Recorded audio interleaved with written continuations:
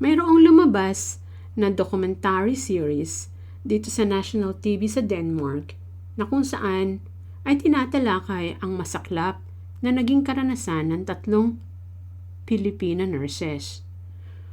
Buong tapang na inireklamo ng mga kababayan natin ang mga pang-aabuso sa kanila ng kanilang amo.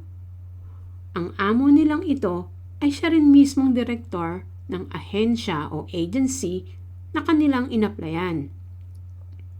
Hindi ko man maikwento ang kabuuan ng mga naging karanasan ng ating mga kababayang nurses, ay akin namang ibabahagi sa inyo kung ano ang naging mga dahilan, ang mga naging palatandaan ng pang-aabuso, kung paano ito napigilan at nilabanan ng ating 3 kababayang nurses.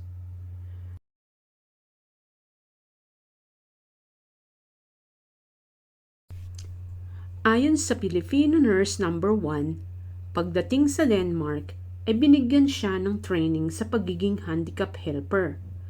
Kasali dito ang malawakang paglilinis ng kabahayan ni John.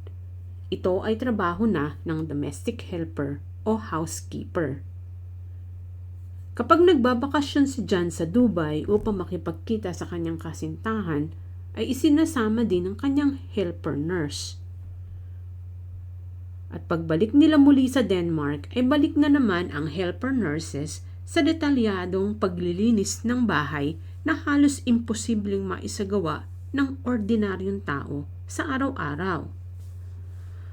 At ito ay ilan lamang sa mga naging karanasan ng 3 Filipina nurses sa kanilang amo na siya ring may-ari at direktor ng agency na kanilang inaplayan.